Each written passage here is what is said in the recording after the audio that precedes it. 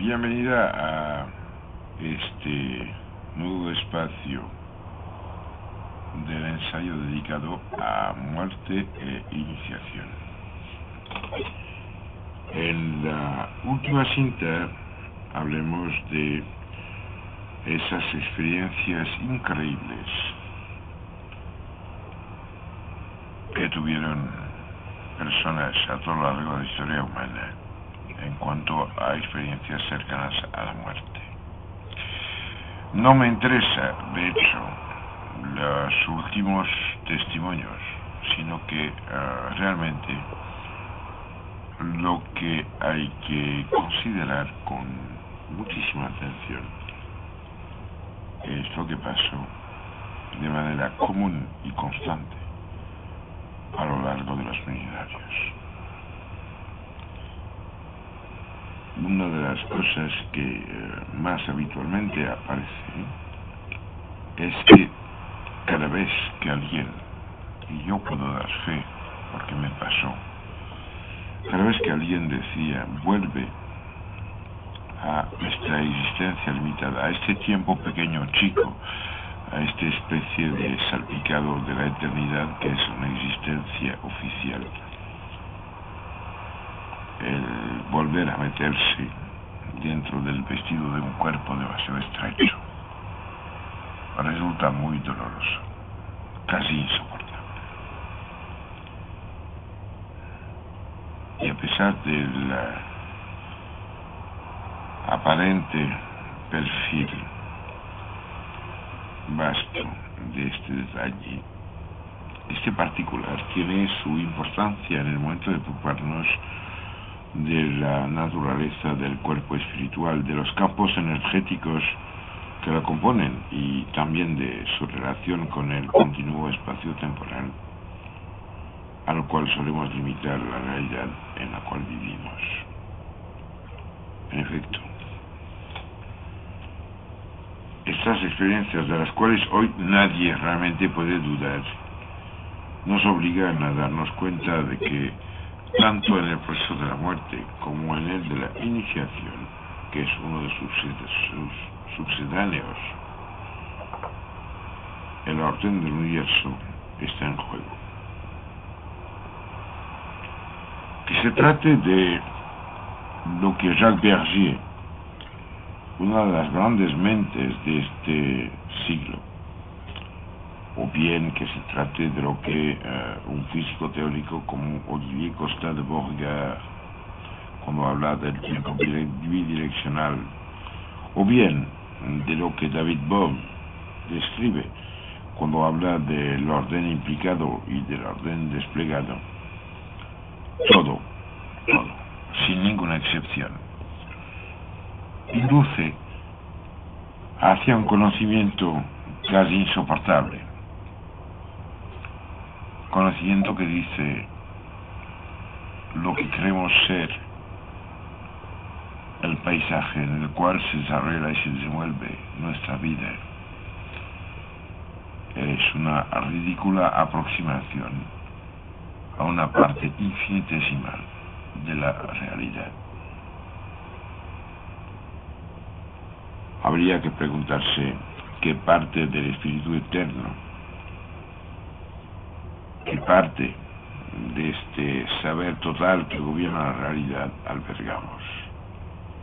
Y a este propósito es de primera importancia, creo, acordarse de Muhyiddin al-Arabi, ibérico genial, nacido en Murcia en el año de Dios 1155, que, hablando de esta forma que gobierna la realidad, dice que esta forma, este poder, está conocida del que sabe y conoce, a saber, el hombre universal, el antropocosmos, y ignorada por el que ignora, a saber, el hombre animal.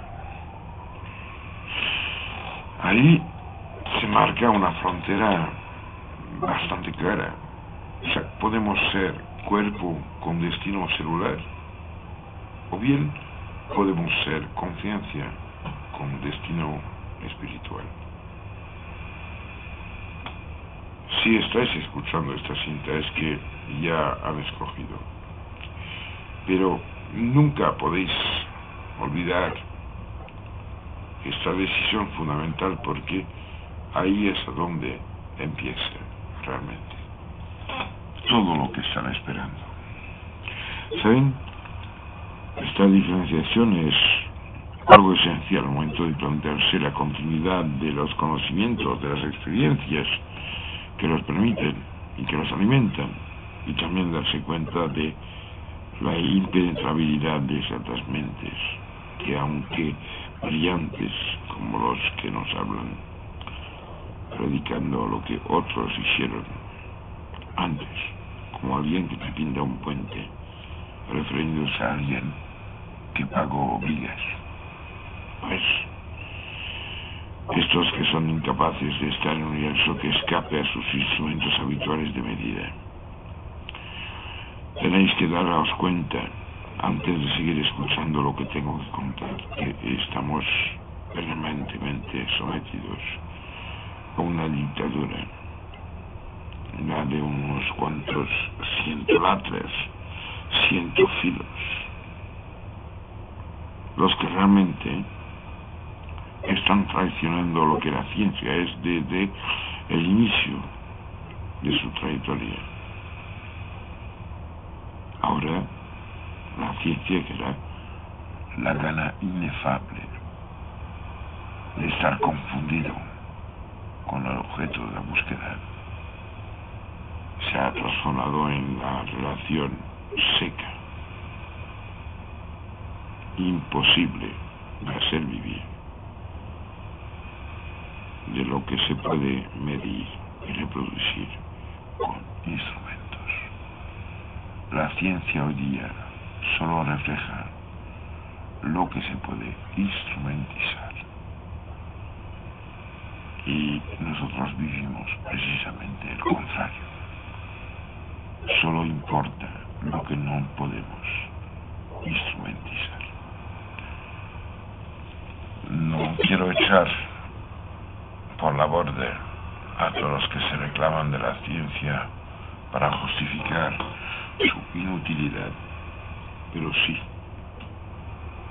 quiero decir que ningún científico, entre comillas, tiene el derecho de interferir en el sentir, el querer o el existir de alguien que probablemente está haciendo muchísimo mejor que el científico, lo que el científico intenta describir manipulando estadísticas. ¿Sabe? Hace unos años Churchill dijo que la mejor manera de mentir era la de llamar a unos estadísticos para que hagan un perfil. El mismo Churchill dijo que un camello era un caballo calculado y decidido por un comité.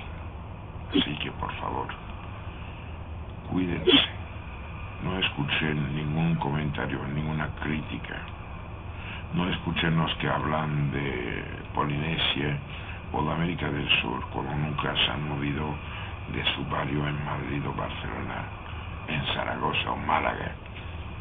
Olvídese de esta proyección mental que hace que la gente piensa que son dioses y que impiden a los demás de opinar sobre lo que realmente tendrían que ser. La iniciación, la verdadera iniciación, empieza en el momento en el cual los sueños y la realidad comulgan. Y esto es un acto tan íntimo que ni siquiera permite que uno que aún tenga ego pueda acercarse.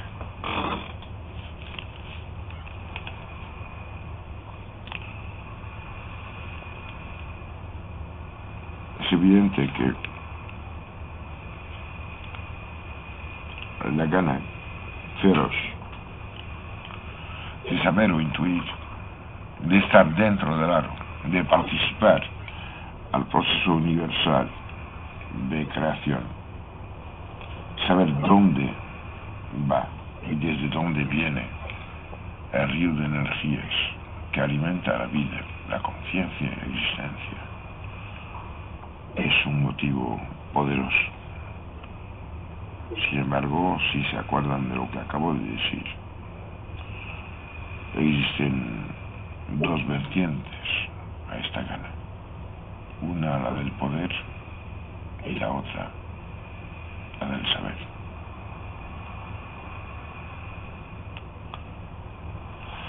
Dense cuenta que esta diferenciación es esencial al momento de plantearse la continuidad de los conocimientos, de las experiencias que os permiten y alimentan, y al momento de darse cuenta de la impenetrabilidad de ciertas mentes. No se justifique nunca, no intente explicar. Vaya, porque si se paran para explicar a dónde van, no irán nunca. ¿Sabe? Tal vez serán con personajes que hablaron muy bien y que, aunque sean brillantes, serán incapaces de estar realmente en un universo que escape a sus instrumentos, sus técnicas, sus medios habituales de medida. Estamos sometidos a una dictadura insoportable de gente que, en vez de cumplir con la vocación real y con lo que es la ciencia, cual propósito tiene que ser el desconocido, la ciencia solo se ocupa de lo que no sabe. Es como un tren depende de la locomotora, y solo nos entregan vagones. Van siguiendo los que no saben, diciendo de que saben, ya que siguen a alguien que está por delante. Solemnes idiotas, animadas y crueldades mentales. No se deje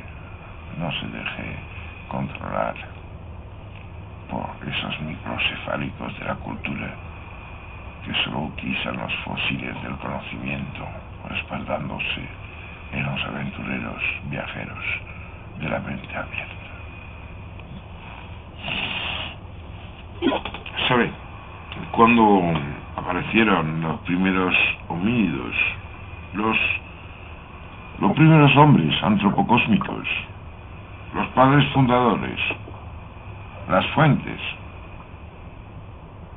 más brutalmente los transmisores de semen cargado de herencia espiritual, está bien claro que los enfrentamientos entre los semiciegos y los renacidos tuvieron que ser terribles.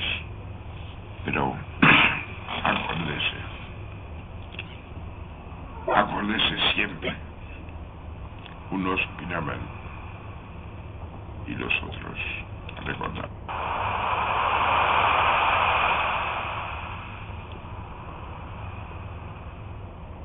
Hola,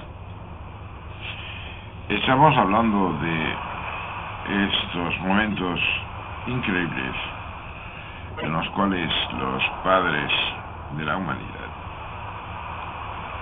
tuvieron unas experiencias en las cuales los muertos revivieron.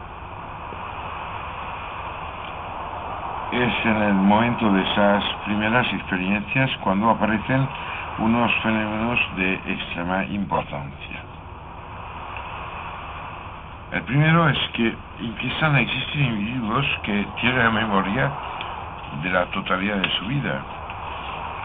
Quiero decir que, como ya pertenece a este mundo común de referencias,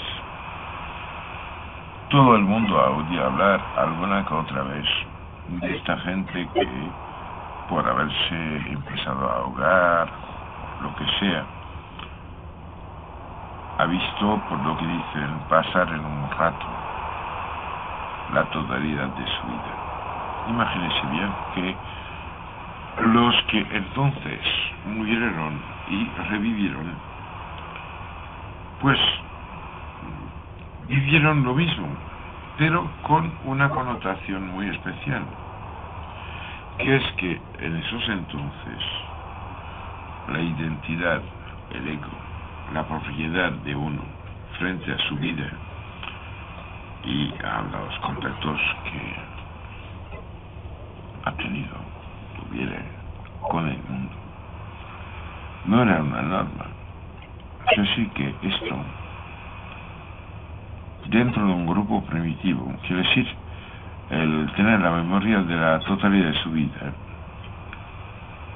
se acerca mucho al disponer de la historia del grupo en sí, ya que, por lo que sabemos de las tribus primitivas estudiadas por los modernos etnólogos, la experiencia personal, la vida propia y hasta el nombre íntimo están muy lejos de constituir una norma. ¿Sabéis? Cuando se pregunta a un grupo primitivo ¿cómo se llaman? ¿Quién eres tú? Dice, yo soy miembro de este grupo. Dice, ¿pero quiénes sois? Dice, somos los hombres. Es algo muy violento, porque quiere decir que los que no son ellos ya no son hombres. Es el primer paso hacia la conciencia. El segundo fenómeno radica en la adquisición de una experiencia placentera, agradable, inimaginable, de libertad absoluta. Esta, conectada con la muerte física y la experiencia del funcionamiento de la conciencia sin soporte corporal. Vivir sin estar. La muerte sigue siendo temible, pero deja de ser irrevocable. Estaba tosiendo. Bueno, existe la posibilidad de encontrarse al mismo tiempo muerto y vivo. Imagínense. Una cueva, una pequeña construcción para protegerse de las lluvias torrenciales que existen. Hay que bien pensar en un hecho que es lo siguiente. En épocas glaciales no hay agua. Toda el agua de la atmósfera está bajo forma de hielo o de nieve. Esto quiere decir que solo hay agua inutilizable, que es el hielo, y terrenos secos, desiertos insoportables. En la frontera entre ambos, con una incidencia mayor en terrenos calcáreos frágiles, en los cuales los ríos, el agua, fundiendo el material, se puede hundir, hay posibilidad de quedarse. Este es el momento, el sitio histórico, geográfico y orográfico en el cual efectivamente la humanidad empieza a pensar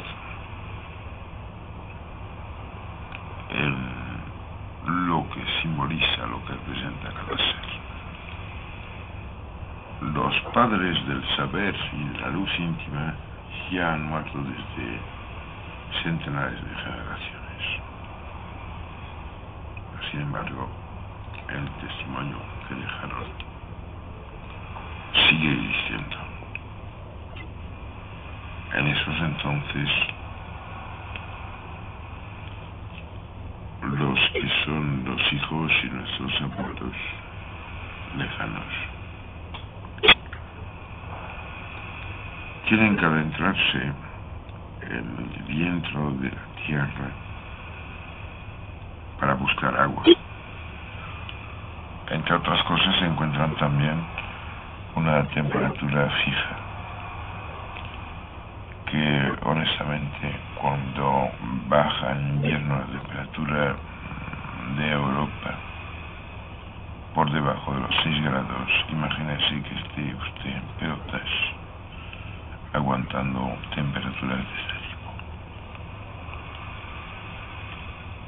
tipo. Se adentran para vivir en los primeros metros de las cuevas, hacia donde 2 grados de temperatura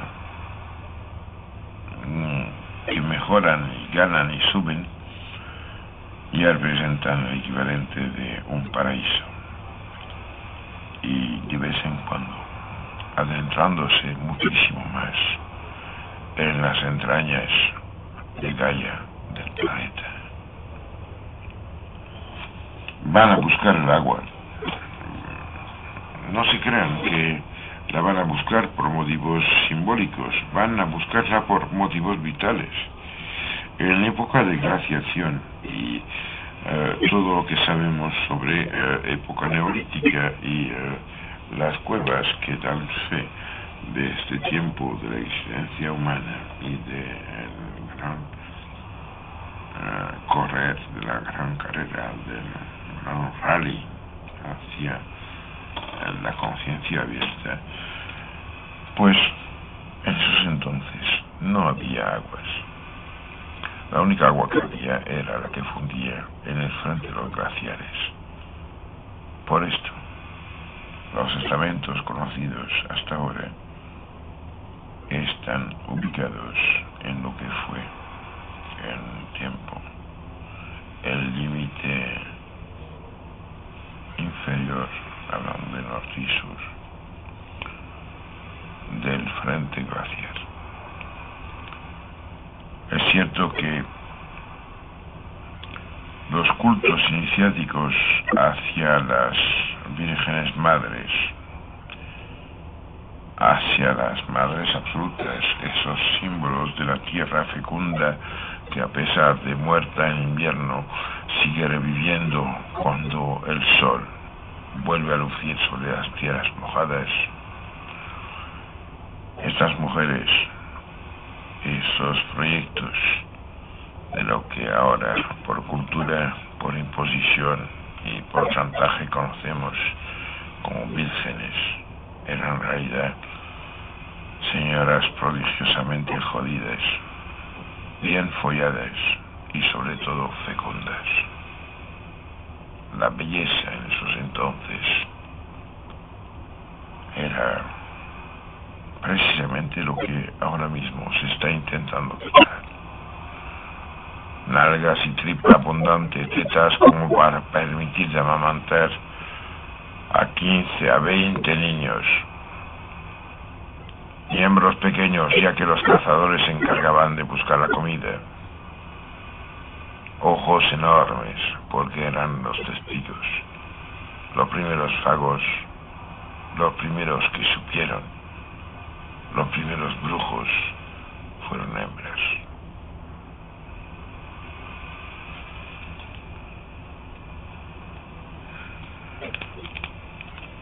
Pienso que cuando realmente después de estas catástrofes que disparan para sobrevivir, lo que hace que hoy día empezamos a tener el proyecto de una mente auténtica, pues esto hizo que desde este momento la gente se dio cuenta que por vivir, existir, poderse acordar de lo que fueron, imaginar, soñar o desear lo que querían ser, también se dieron cuenta de que al morir ya nadie sabía ni quién era ni quién sería,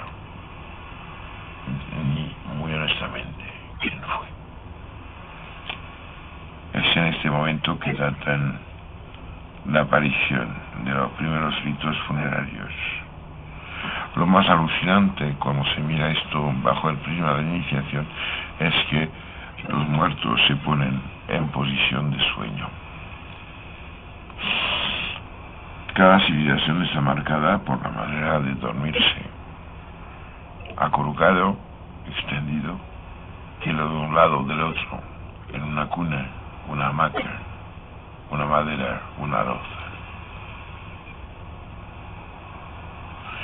Es muy importante porque la origen de estos ritos funerarios no está realmente en la manera en la cual cuando vivían dormían, sino que todos los ritos están hechos para una sola cosa. Era para dejar la puerta abierta a la eternidad, ya que debido a las experiencias nacidas en la noche de las noches, sabían que no hay muertos que sean muertos del todo. Así que desde entonces se les dejó provisiones, armas, protección contra depredadores y al mismo tiempo se empezaron a dibujar los perfiles de otra vida más allá de la vida. Entonces empieza el momento magno, realmente el sitio en el cual se fragua la humanidad futura y más que la humanidad, la conciencia, que es la única cosa que sobrevivirá a lo que se está acercando en los años que vienen. Nadie sabe quién volverá ni cuándo. Los lazos entre muertos y vivos se estrecharon entonces y basta que ustedes miren a las cosas publicadas para darse cuenta que volvemos a ser lo mismo que antaño se hizo en los albores de la humanidad.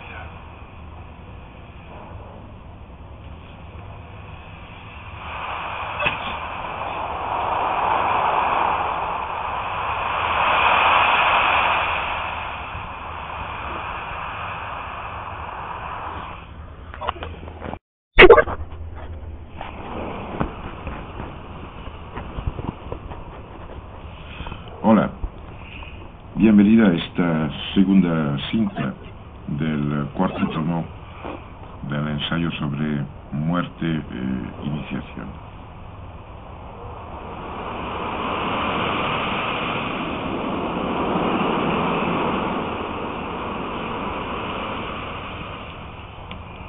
Como examinamos los diferentes legados, llegados desde la lejanía del tiempo hasta nosotros, y esto prácticamente en todas las culturas conocidas hasta hoy, encontramos, como ya lo he dicho a lo largo de los anteriores capítulos, un sinfín de referencia a esta época mágica en la cual se fraguó la conciencia despierta, se construyó la secuencia sobre la cual nuestra vida consciente, nuestra evolución espiritual se construye. Esta época en la cual empezó el mundo a cambiar, pasando de una época en la cual toda su estructura dependía de leyes directas y estrictamente naturales, a una nueva época en la cual, debido a las interacciones de lo que empezaba a ser la humanidad, se fue paulatinamente modificando. Esto es el tiempo de los sueños de los cuales nos hablan los aborígenes de Australia, el tiempo en el cual se enraizan todas las mitologías. Detrás de lo que pasaron a ser transformado por la transmisión verbal inicialmente y escrita posteriormente de esas épocas, todo apunta hacia lo mismo y siempre vuelvo a las mismas referencias. Las experiencias que sirvieron de base a todas esas mitologías y contenidos simbólicos que llevan de esas experiencias que vivieron nuestros antepasados lejanos. Experiencias que tienen todas que ver con experiencias cercanas a la muerte. Todas tienen que ver con la continuidad del ser después del final de su envoltura física. Creo que a este propósito es el momento justo ahora para hablaros de un extraordinario experimento que fue realizado al inicio de este siglo. En esos entonces, dos investigadores, los doctores Verall y Butcher, elaboraron un protocolo experimental conocido ahora como la Orija de Dionisos, o sea, Year of Dionysus, experimento descrito en detalle por Balfour en las actas de la Sociedad de Investigaciones Psíquicas, la SPR inglesa, en 1918. En este plan muy complejo se habían eliminado todas las posibilidades de fraude, teniendo en cuenta, por supuesto, todo lo que entonces se sabía de las trampas, mentiras y estafas que se podían practicar en este tipo de experimentaciones. Lo que buscaban Verall y Butcher no era nada menos que el hacer un trabajo, empezándolo mientras estaban en vida y siguiendo el protocolo establecido una vez muertos, buscando de dar señales inequívocas de su presencia y de su actuación a través de mediums, mediadores, channels diríamos hoy día. Ellos tenían una experiencia difícilmente imaginable hoy día, ya que hay que acordarse que las actas y los archivos de la SPR representan una masa de datos que nunca ha sido posible de superar. También hay que reconocer que en esta época hubo una especie de plétora de casos de mediunidad, de casos concretos, de interacciones, manifestaciones espectaculares, y que fueron estudiadas, créanme, con mucho esmero y por personalidades de gran alcance y de gran reputación, que por lo menos son equiparables a muchas de las personalidades que hoy en día se permiten criticar cosas que ni siquiera han observado. Todos los doctores Verall y Butcher eran antiguos investigadores de la Society for Physical Research y conocían perfectamente todo lo que se sabía en su época sobre la investigación acerca de las manifestaciones post-mortem. Claro, nos tenemos que acordar también de la increíble mezcla de hechos auténticos y de estafas que se daban en estos entonces, y me creo que incluso más que hoy.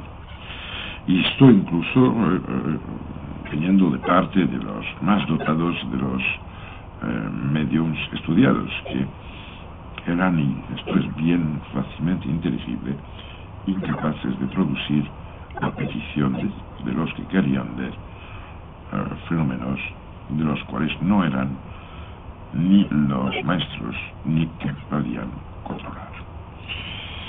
Fue porque Verall y Butcher no se encontraban satisfechos de las conclusiones dudosas a las cuales finalmente se podía llegar, que concibieron su plan. No era destinado a convencerlos, ya que lo estaban, sino que lo que buscaban era de proporcionar, de entregar a los que seguirían un trabajo fiable que permita acabar de una vez por todas con todo el juego de escepticismo que nos permite al final vivir una vida idiota, cerrando los ojos. La oreja de Dionisos, tal y como se conoce desde entonces, fue, por lo tanto, un pacto basado entre esos dos científicos. Se planteaba así, tenía como objetivo inicial el aprovecharse de la muerte del primero de los dos para establecer un inicio de contactos coherentes entre muertos y vivos, y sobre todo enlazando esos contactos y las informaciones que llegarían con unas pautas preestablecidas y que eran repartidas un poco en todas partes, sin que sea posible por parte de los mediums y agentes a través de los cuales se manifestaban las cosas, de tener conocimiento de lo que había sido previsto. En sus planes tenían también previsto que una vez hecho esta primera parte, al finalizar la vida del segundo, del sobreviviente, tenían pactado un reencuentro, una especie de cita post-mortem, en la cual ambos se tenían que encontrar del otro lado del umbral, buscando de provocar una serie de manifestaciones y comunicaciones conjuntas, elaboradas en su tiempo de vida por separado por cada uno y sometidas a un sinfín de configuraciones y condicionantes, de los cuales, en vida, cada uno de ellos solo conocía una parte. Entre esas condiciones existían unas absolutamente increíbles, como por ejemplo de que tenían que seguir un ritmo de comunicación específico, escogiendo sitios situados en continentes diferentes. Pues bien, los resultados y las comunicaciones obtenidas solo se podían entender una vez reacoplados los elementos separados que llegaban de fuentes diferentes, y además teniendo en cuenta el enfoque y los detalles del protocolo que habían elaborado. La experiencia fue un éxito total. Y eso, imaginemos que algo empezado por esos dos científicos cuando estaban ambos en vida se siguió ejecutando después de muertos, respetando lo pactado y lo establecido. Eso es increíble y va, para mí, mucho más lejos que lo que se puede recoger incluso del examen fino de todos los casos de reencarnación estudiados hasta hoy día y de manera muy seria, muy oficial, muy científica. Tendría que haber bastado esta única experimentación para demostrar, me parece, por lo menos la importancia capital de las investigaciones acerca de la conciencia y de la permanencia de la conciencia, de la continuidad después de la muerte.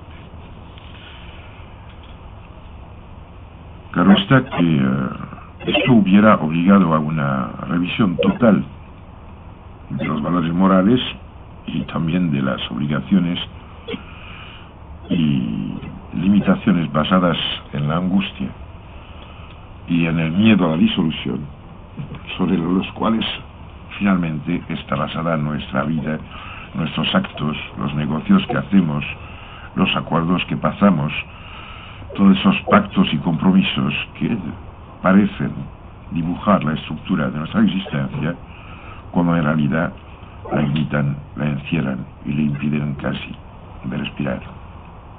Pero no fue así. No fue así. No bastó este experimento.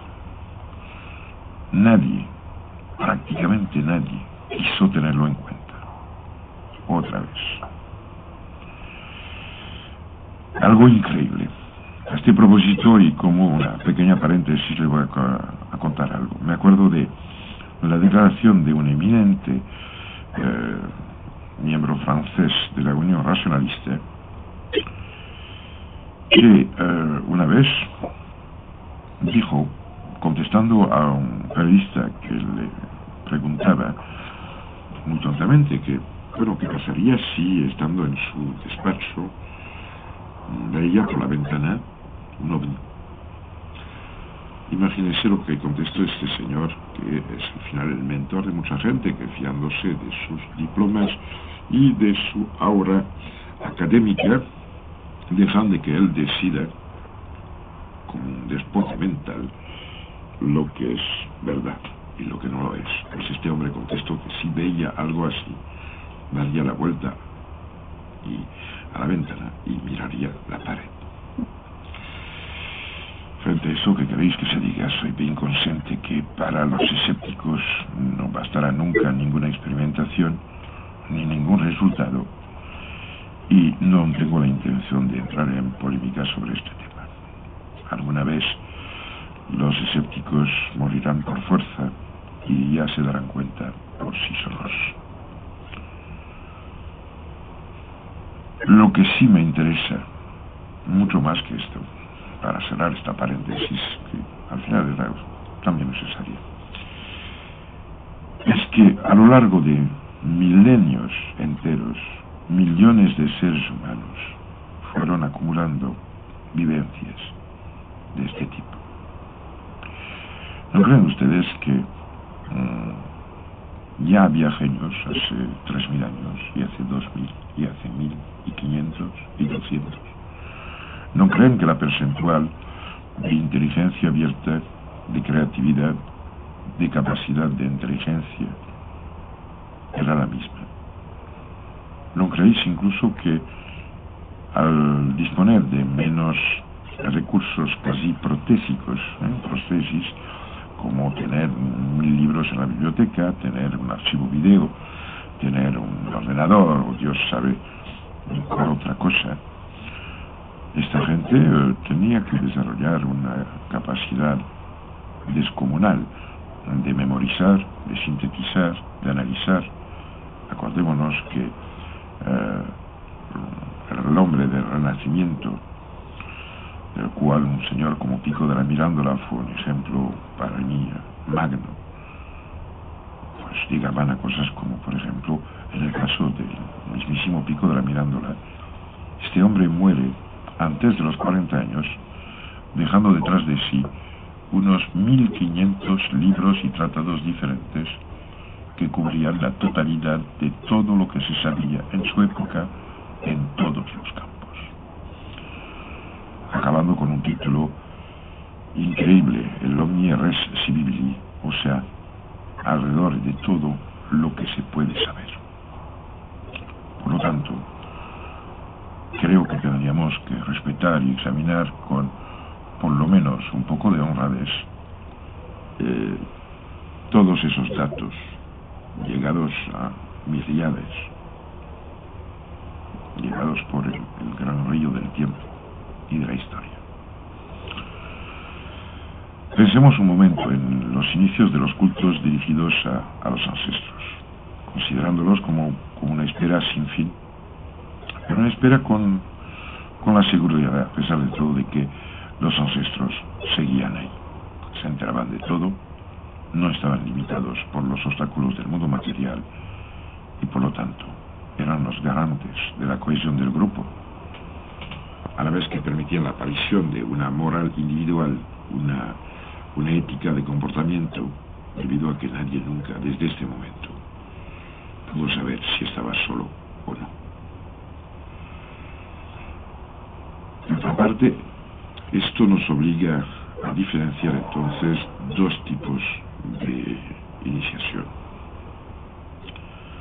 El primero es el mito a transferir datos de vigencia limitada en el tiempo y el espacio y que pues tienen que ver con fuentes de alimentación, territorios, técnicas de caza, de cultivo, de recogida, secretos mínimos,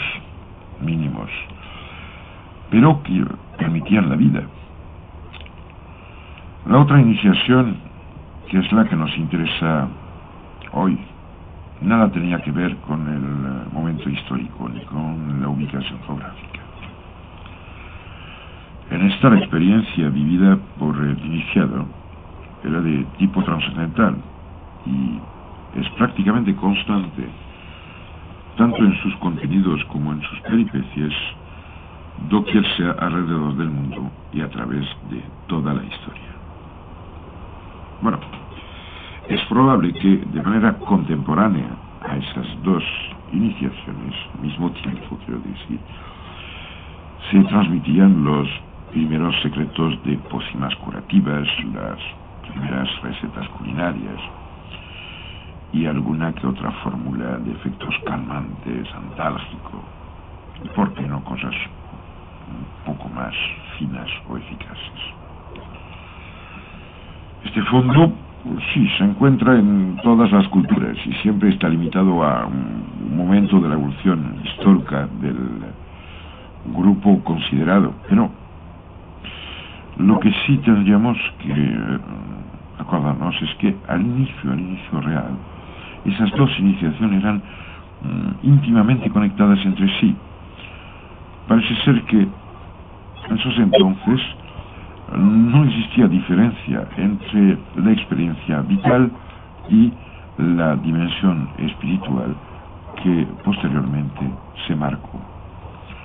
Porque al perder probablemente la calidad de las experiencias, lo único que se mantuvo fue una secuencia ritual, un juego, un teatro en el cual se hacía como si, pero que no era. Esta disociación probablemente se hizo también en función de la desaparición paulatina de las sustancias psicotrópicas, de las cuales ya hablé en los anteriores capítulos, sustancias psicotrópicas que desaparecieron de la mayoría de los alimentos consumidos por todos, que eran una cosa que se comía a diario. Y yo creo que ahí se suscribieron a los efectos auténticos efectos que eran efectos que disparaban estados de conciencia más abiertos, estados metagnómicos auténticos, pues poco a poco fueron desapareciendo a medida de que las sustancias alteradas que habían cambiado los factores de crecimiento por agentes susceptibles de efectos sobre la conciencia se iban reduciendo, ya que la noche de las noches había acabado. Creo además que de esta época podemos datar las prohibiciones y los tabúes que después pasaron a ser parte del legado común de casi todas las estirpes humanas. Porque mucho antes que los tabúes propiamente dichos van a aparecer comportamientos alimentarios, sobre todo, que se transmiten sin necesidad de un vehículo verbal. Aquí nos encontramos con otros nuevos alimentos, entre otras cosas porque aparecen nuevas variedades de plantas, de tubérculos, de frutas, porque son mutantes, nacidas de la adaptación necesaria a la noche de las noches. Creo que entonces casi todos los vegetales tuvieron que contener cantidades ingentes, muy superiores a todo lo que conocemos ahora de esas sustancias psicotrópicas. Comer era cambiar, y efectivamente cambiamos todos, y cambió efectivamente el mundo, porque fue entonces cuando la conciencia cósmica, este flujo eterno que barre el cosmos, que empezó a ser recibida. Cuando tuvieron lugar exactamente los primeros intentos del hombre para conseguir de manera voluntaria, y insisto mucho en manera voluntaria, esta iniciación magna, probablemente no lo sabremos nunca, pero nos resulta bastante más fácil imaginar el cómo fueron esos primeros viajes hacia lo trascendente. Es bastante evidente que el conocimiento de lo comestible y de lo venenoso solo puede nacer de la experiencia, lo mismo que la conciencia de los signos anunciadores de la muerte. No hay duda de que entre el primer momento en el cual la conciencia estimulada y despertada por las modificaciones metabólicas aparecidas durante la noche de las noches y los primeros intentos de iniciación, tuvieron que pasar muchas generaciones, hasta que, por una parte, que los protohomínidos llegasen a salir del estado de shock post-catástrofe, en la cual se encontraban con toda probabilidad, y, de otra parte, para que empiecen a tener experiencias cercanas a la muerte, que sea posible de memorizar y que estén acompañadas de un lenguaje que permitiría la transmisión de sus vivencias. Que trate de este momento el nacer de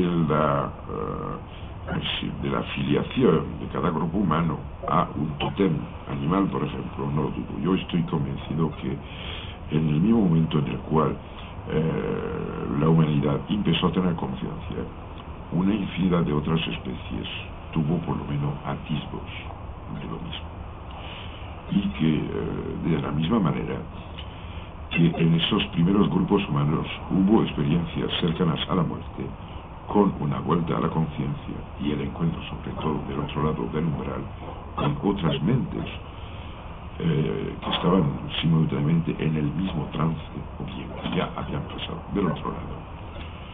También se encontraron con animales que estaban ellos también empezando a bascular, pero que no tenían el material orgánico suficiente como para soportar el cambio biológico radical que esta evolución inimaginable necesitaba. Creo que al volver de una de esas experiencias prodigiosas, los que volvieron también con una nueva visión de los animales que les rodeaban. Y es probable que en función de qué animal se encontraron, y creo que muchos son los que raramente tuvieron este tipo de manifestación, pues ya prohibieron que nadie tocase a uno de los animales que habían visto. ¿Por qué?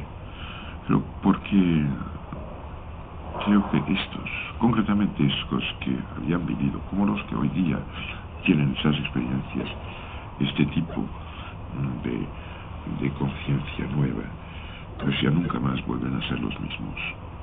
El respeto brutal manifestado por todos los que he podido entrevistar y el cambio brutal que esto induce en cuanto al respeto de la vida, al respeto de los demás, pues se extendió entonces también a lo que antes de la experiencia cercana a la muerte era solo un animal y que después era otro ser con conciencia, sentimientos y, ¿por qué no?, también comunicaciones directas de mente a mente.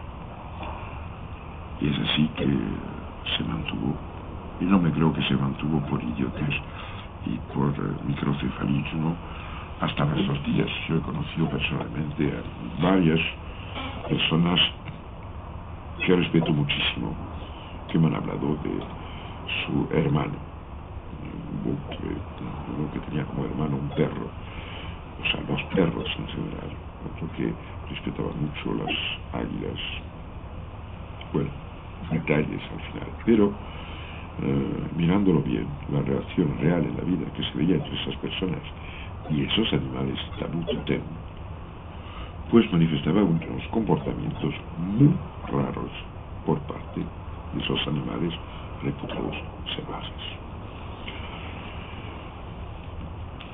Antes de cerrar este cuarto tomo, quisiera apuntar la última cosa, dejándola a su meditación, que es la siguiente.